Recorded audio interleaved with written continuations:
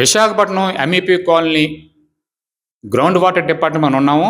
ప్రస్తుతం మన దగ్గర డిస్ట్రిక్ట్ గ్రౌండ్ డిపార్ట్మెంట్ వాటర్ అధికారి కె పుష్పలత గారు మనతో పాటు ఉన్నారు. మేడం గారు, రాబోయే రోజుల్లో పెద్ద సంక్షోభం మనం ఎదుర్కోబోతున్నామని చెప్పి సమాచారం ఎదురవుతుంది. ఎందుకంటే ప్రస్తుత పరిస్థితుల్లో గణనీయంగా నీటి నిల్వలు తగ్గడంతో పాటు మన రిజర్వాయర్లు కూడా బాగా ఇంకిపోయి పరిస్థితి మనకు ఎదురవుతుంది. ఇటు తాటిపూడి కానీ, ఇటు మేఘాద్రిగడ్డ కానీ, ఇతర రైవాడ ప్రాంతం సంబంధించిన నీటి నిల్వలు కూడా బాగా తగ్గిపోతున్నాయి. ఇలాంటి పరిస్థితుల్లో రేపు రాబోయే రోజుల్లో మనం ఎదుర్కోవాల్సిన సమస్యకు దీన్ని మీరు ఏ విధంగా తెలియజేస్తారో మా వీక్షకులకు తెలియజేయండి మేడం. నమస్తే అండి. యాక్చువల్గా మనకు మన డిపార్ట్మెంట్ నుంచి ఏం చూస్తున్నామంటే వాటర్ లెవెల్స్ అనేది మెయిన్ పాయింట్ అండి. వాటర్ లెవెల్స్ గ్రౌండ్ వాటర్లో ఏప్రిల్తో పోల్చుకుంటే ఏప్రిల్ నెలలో మనకు 9.56 ఉండగా ఇప్పుడు మనకు ఈ ఆగస్ట్కి వచ్చేటప్పుడు 10.96 ఉందండి. ఇంచుమించుగా 2 మీటర్ల వేరియేషన్ అనేది మనకు కనిపిస్తుంది. అంటే వాటర్ లెవెల్స్ అనేది డీపర్ అవుతున్న కొద్దీ మనకు వాటర్ మనం తీసుకోవాలి అంటే చాలా కష్టమైన పరిస్థితి అనేది ఎదుర్కోవాల్సి వస్తుంది. ఇప్పుడు ప్రెజెంట్ ఇప్పుడే ఇలా ఉంది. ఈ సంవత్సరం ఎల్నినో స్టార్టింగ్ లోనే ఇంత డీపర్ గా ఉన్నాయి వాటర్ లెవెల్స్ అంటే నెక్స్ట్ ఆ ఎల్నినో తర్వాత అంటే నెక్స్ట్ మేకి ఏ విధంగా ఉంటారో మరి మీరు ఆలోచించండి. మనకు వచ్చి డిపార్ట్మెంట్ లో మనకు 31 పీజోమీటర్స్ ఉన్నాయండి అండ్ 8 ఓబీ వెల్స్ ఉన్నాయి. ఇవి ప్రతి నెల మేము మానిటర్ చేసుకుంటూ ప్రతి నెల వాటర్ లెవెల్స్ అనేది మెజర్ చేసి Visakhapatnam average ground water levels ఎలా ఉన్నాయి అనేది మేము తెలియజేయడం జరుగుతుంది ప్రతి నెల. అదే విధంగా డ్రాట్ కూడా మేము క్యాలిక్యులేషన్ చేసి చెప్తాము, ఏవి డ్రాట్ మండర్స్ లోకి వస్తున్నాయా లేదా. ఒకవేళ వచ్చినట్లయితే అవి మా హెడ్ ఆఫీస్ కి పంపించి మా హెడ్ ఆఫీస్ నుంచి గవర్నమెంట్ కి పంపించడం జరుగుతుంది. గతంలో గ్రౌండ్ వాటర్ సంబంధించినటువంటి నీటి నిల్వలు 6 అడుగులు కిందకుండేవి, అంటే భూమి నుంచి 6 అడుగులు కిందకుండేవి.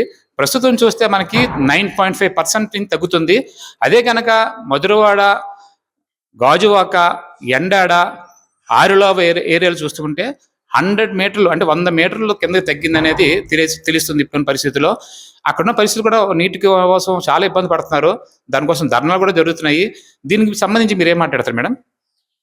ఆరిలోవ, ఎండాడ, మధురవాడ ఏరియాల్లో నిజంగానే అది 30 మీటర్స్ కి వాటర్ లెవెల్స్ డీపర్ అయ్యాయి.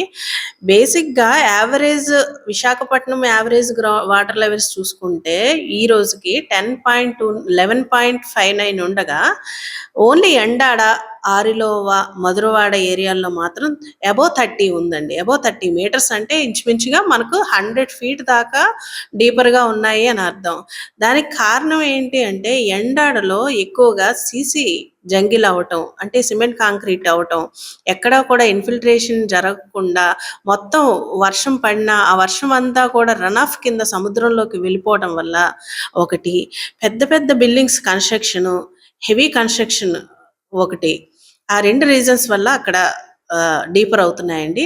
రెండోది ఆరిలోవ ఏరియాకి వచ్చి మనకు హెల్త్ సిటీ ఎక్కువగా వాడకం అనేది ఉంది, గ్రౌండ్ వాటర్ వాడకం అనేది.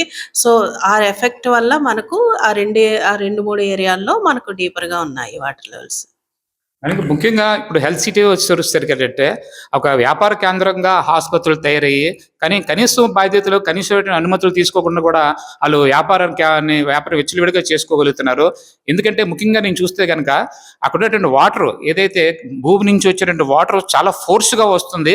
ఫోర్స్గా రావడంతో పాటు అక్కడే ఒక 4-5 బోర్లు వేయడం, అక్కడ ఒక దగ్గర బోర్ రాకపోతే కనుక మరో దగ్గర బోర్ వేయడం, ఇట్లా ఎటువంటి అనుమతులు తీసుకోకుండా వాళ్ళ ఇష్టానుసారం నీటిని వృధా చేయడంతో పాటు వాళ్ళు ఒక వ్యాపార కేంద్రంగా చేసుకుంటున్నారు. దీనికి మీరేమంటారు మేడం? హెల్త్ సిటీలో కమర్షియల్ పర్పస్ ఏదైనా సరే గ్రౌండ్ వాటర్ పర్మిషన్స్ అనేవి తీసుకోవాలండి. ఈవెన్ కన్స్ట్రక్షన్ అయితే కన్స్ట్రక్షన్, లేదు హాస్పిటల్స్ అయితే హాస్పిటల్స్ కానీ, అది కూడా కమర్షియల్ స్పేస్ కిందకే వస్తుంది. కాబట్టి ప్రతి ఒక్కరు ఎవరైతే గ్రౌండ్ వాటర్ యూటిలైజేషన్ ఉందో వాళ్ళందరూ కూడా ఖచ్చితంగా తీసుకోవాలి పర్మిషన్స్. కానీ విశాఖపట్నంలో మనకి ఇక్కడికి వచ్చి ఇప్పటి వరకు అంటే ఎటువంటి పర్మిషన్స్ తీసుకోలేదు, మనం ఇప్పటివరకు ఇచ్చి ఉండలేదండి. ఇప్పుడు ప్రస్తుత పరిస్థితుల్లో హాస్పిటల్సే కాదు, హోటల్సే కాదు, ఏ వ్యాపార సంస్థలైనా సరే గ్రౌండ్ వాటర్ డిపార్ట్మెంట్ వాళ్ళని సంప్రదించి అప్పుడు వాళ్ళ అనుమతితో ఎన్ఓసి ఇస్తారు. ఎన్ఓసి ఇచ్చిన తర్వాత వాళ్ళు గ్రౌండ్ వాటర్ లెవెల్స్ చూసి వీళ్ళకి ఈ ఉన్నటువంటి పరిమాణం ఏదైతే ఉందో ఈ పరిమాణంలోని ఇంత బోరు వేసుకోవచ్చు అని చెప్పేసి ఒక పర్మిషన్, ఒక అనుమతి ఇవ్వడం జరుగుతుంది. ఆ ప్రకారము వాళ్ళు వెళ్ళి అక్కడ బోర్ వేయడం జరుగుతుంది. దీనికి మీరు ఎన్ని రోజుల్లో పడుతుంది మేడం? మీకు ఎవరైనా ఒక హోటల్ యజమాని గాని, లేదంటే ఒక ఆసుపత్రి యజమాని గాని మిమ్మల్ని సంప్రదించి మన ఆఫీస్‌కి వస్తే గనక మీరు ఏ విధంగా వాళ్ళకి సర్వీస్ అందజేస్తారు చెప్పండి మేడం? ఇది ఏంటంటే చేయాలి అంటే ఇది సింగిల్ డెస్క్ పోర్టల్ ద్వారా అప్లై చేయాల్సి ఉంటుందండి. కమర్షియల్ పర్పస్ ఏదైనా సరే, ఇండస్ట్రీస్ అయినా సరే, హోటల్స్, హాస్పిటల్స్ ఏవైనా సరే సింగిల్ డెస్క్ పోర్టల్ ద్వారా అప్లై చేయాల్సి ఉంటుంది. వితిన్ 15 డేస్ వర్కింగ్ డేస్‌లో మేము వాళ్ళకి అప్రూవల్ ఇస్తాము. ఎవరు కూడా ఆఫీస్‌కి వచ్చి అప్లికేషన్ ఆఫ్‌లైన్‌లో పెట్టడం గానీ, లెటర్ ఇవ్వడం గానీ చేయాల్సిన అవసరం లేదండి. ఇదంతా కూడా ఆన్‌లైన్ ప్రొసీజరే. ఎవరు ఆఫీస్‌కి రాకుండానే వాళ్ళు సింగిల్ డెస్క్ ద్వారా వాళ్ళు అప్రూవల్స్ తీసుకోవచ్చు. సామాజిక బాధ్యతగా చేస్తుంటారు. కానీ ముఖ్యంగా నీటి నిల్వల విషయంలో మాత్రం ఎందుకంటే యాజమాన్యాలు జాగ్రత్త తీసుకోవడం ఒక ఎత్తు అయితే, నీటి వాడకం కూడా వాడేవాళ్ళు కూడా ఇష్టానుసారం వాడడం వల్ల కూడా నీటి నిల్వలు తగ్గిపోతున్నాయి. ముఖ్యంగా రెసిడెన్షియల్‌కి వచ్చేసరికి ఏదైతే ఆర్‌లోవ, రాజవానిపాలెం, మద్దిలపాలెం, సీతంధార, కందరపాలెం, ఎన్‌ఈటీ కొత్తరోడ్, గోల్పట్నం ఇట్లా ఏరియాలో ఉన్నటువంటి సా మామూలు ప్రజలు వాళ్ళు వాటర్ తాలూకు వాడకం, వినియోగం ఏ పద్ధతిలో ఉండాలి? రోజుకు ఎంతవరకు వాడాలి అనే దాని మీద చెప్పండి మేడం. ఇది వాళ్ళ అవసరాలను బట్టి ఆ వాటర్‌ని అనేది యుటిలైజేషన్ ఉంటుందండి. అయితే కమర్షియల్ అయితే ఒకలా ఉంటుంది. డొమెస్టిక్ పర్పస్ అయితే ఒకలా ఉంటుంది. రెసిడెన్షియల్ అయితే ఒకలా ఉంటుంది. కాకపోతే ప్రతి ఒక్కరు కూడా వాళ్ళు వాడటం గురించే ఆలోచిస్తున్నారు గానీ, వాటిని రీచార్జ్ ఏ విధంగా ఎంత వాడుతున్నామో అంత వాటర్‌ని మనం భూమిలోకి ఇంకించగలిగితేనే రేపు ఉదయం వాటర్ లెవెల్స్ అనేది పెరగగలుగుతాయి గానీ, లేదా అదే స్థాయిలో ఉంటాయి. లేదు అంటే ఇది ఇంకంత దారుణమైన పరిస్థితికి వెళ్ళే అవకాశం ఉంది. అందుకని ప్రతి ఒక్క హౌస్ హోల్డర్స్ కూడా వాళ్ళ ట ఇళ్ళ పైన పడినటువంటి వర్షాన్ని వాళ్ళు రీచార్జ్ స్పీడ్స్ ద్వారా ఇంకించుకోగలిగితే వాళ్ళు వాటర్ లెవెల్స్ అనేవి పెరగడానికి అంటే భూగర్భ జలాల్ని మనం పెంపొందించుకోగలుగుతాము. ఇది ఒక ఆర్గనైజేషనో, ఒక డిపార్ట్‌మెంటో చేసే పనైతే కాదండి. ప్రతి ఒక్క ఇండివిడ్యువల్ హౌస్ హోల్డర్ కూడా ఇది నాది, ఇది నా యొక్క ప్రాపర్టీ అని మనం ఎలా ఇల్లైతే అనుకుంటామో, అలాగే ఇళ్ళ మీద పడినటువంటి వర్షాన్ని కూడా అదే విధంగా ఫీల్ అయ్యి, దాన్ని మనం స్టోర్ చేసుకోగలిగితేనే మనం ఈ యొక్క సమస్య నుంచి బయటపడగలమండి. మేడం గారు, మరీ ముఖ్యంగా ఈ మధ్య కాలంలో విశాఖపట్నానికి మైగ్రేటెడ్ పీపుల్ గత 20 సంవత్సరాలకు విపరీతంగా వస్తున్నారు. ఇటు విద్యార్థులు అవ్వచ్చు, వ్యాపార సంస్థలు అవ్వచ్చు, స్కూళ్ళు, కాలేజీలు అవ్వచ్చు, మరి ఇతర అయినా సరే వ్యాపార సంస్థలు వస్తున్నప్పుడు కూడా కనీసం వాళ్ళు బాధ్యతారాహిత్యంగా ఉంటూ వాటర్‌ని ఎక్కువగా కూడా వాడకం చేయడం వల్ల ఏంటంటే ఈ పరిస్థితి దాపురించిందని చెప్పి తెలియజేస్తున్నారు. భవిష్యత్తులో కూడా ఇలాంటి పరిస్థితి వచ్చినట్లయితే గనక, నీటి నిల్వలు తగ్గితే గనక, గతంలో మనం ఆకలితో అలమటించి చచ్చిపోయిన సందర్భాలు చూసాము. 2021, 22 కరోనాలతో చూసి కరోనా కూడా వచ్చింది. ఆ సందర్భంలో కూడా చనిపోయిన చూసారు. భవిష్యత్తులో ఒక సంక్షోభం, ఒక భద్రత లేకపోవడం వల్ల వెళ్తే భవిష్యత్తు ఆలోచన లేకపోవడం వల్ల ఏంటంటే నీరు లేకపోవడం వల్ల కూడా చనిపోయారు అనే పరిస్థితి రేపు వచ్చే అవకాశాలు బాగా కనబడుతున్నాయి. ఎందుకంటే ప్రస్తుత పరిస్థితులు కూడా ఎక్కడ కూడా నీటి నిల్వలు అనేవి ఎక్కడ లేవు. ఏ రిజర్వాయర్లు కూడా ఎక్కడ లేవు. ఉన్నటువంటి భూగర్భ జలాలు కూడా రోజు రోజుకు దిగజారిపోతున్నాయి. ఈ పరిస్థితుల్లో మీరు పబ్లిక్ ఇచ్చే సూచన చెప్పండి మేడం. ప్రతి ఒక్కరు కూడా ఇందాక చెప్పాను కదండీ! ప్రతి ఒక్క మనిషి గూడా తను అంటే ప్రతి ఒక్క ఇండివిడ్యువల్ హౌస్ హోల్డర్ కూడా తను ఫీల్ అవ్వాలి. ఇది నా బాధ్యత. వాటర్‌ని సేవ్ చేసే బాధ్యత నాది అని ఫీల్ అవ్వాలి. ఇప్పుడు వర్షం పడితే రీచార్జ్ చేస్తాం ఓకే.